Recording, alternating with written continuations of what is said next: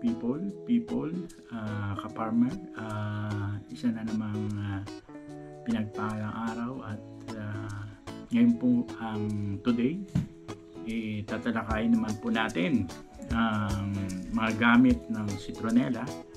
Ano po ba yung mga benefits na makukuha natin sa citronella, at pag-uusapan din po natin magkano ba ang posibleng kitain kung ikaw ay papasok o magtatanim ng citronella.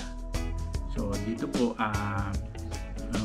ibibigay ko po sa inyo ng detalye, at ito po ay base po doon sa aming ginawang eksperimento. So ito po ay merong basihan naman na, so ibig sabihin po pwede po itong mangyari, at base po ito doon sa previous mga presentation namin na nagtanim kami, and then extra kami ng essential oil. So ito po yung last part, bali third part po ito ng ating citronella plant. So ang presentation po natin ay yung pong dito ngayong video na ito ay yung mga gamit po ng ating citronella, mga benefits niya at yung pong posibleng kitain. So samahan po niyo kami at makita niyo kung magkano talaga. Siguradong ma-amaze kayo sa potential na meron ang citronella plant. So tara na.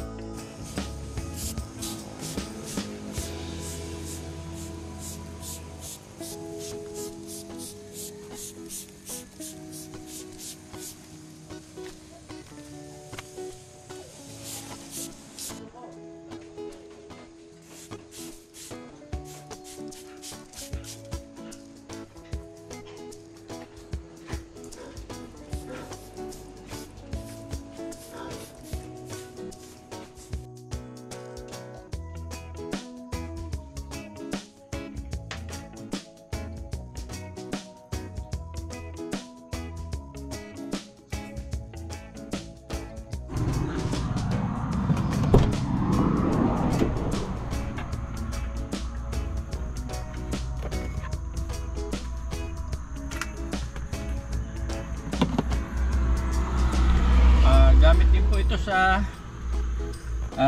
car air freshener. O, lalagyan po natin ng oil. Ayan. Ayan. Ayan na po. Susilbing ano na po siya. Nabango na. Eh, pag binuksan yung ano, ganun lang siya.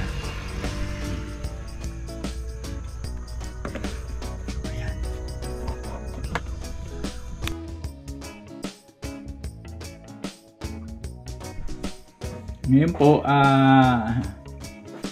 aalamin po natin kung ilan yung total estimated harvest per hectare. So, ang isang hektarya po kasi, 1 hectare is equivalent po sa 10,000 square meters. So, ang number of plants po per square meter is 10.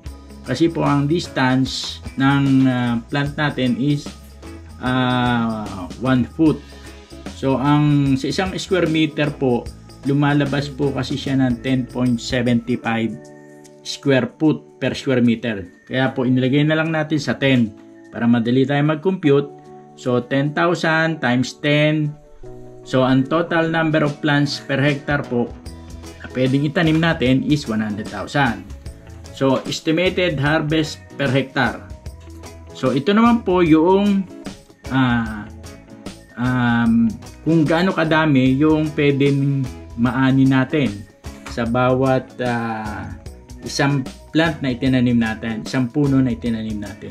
So lumalabas po, base po dun sa mga karanasan na 6 na kilograms per plant.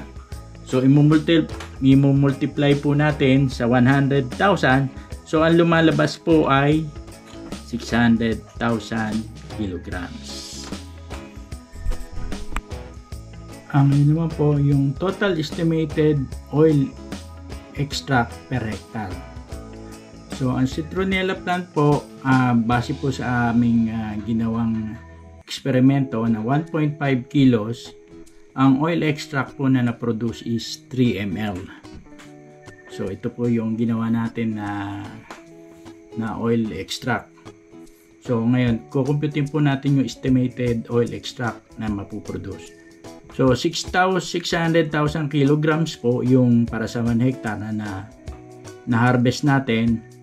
So i-divide po natin ng 1.5 kilograms kasi po yun po yung ginamit natin na example. At yung resulta po nun ay 3 ml. So i-multiply po natin na yung 3 ml.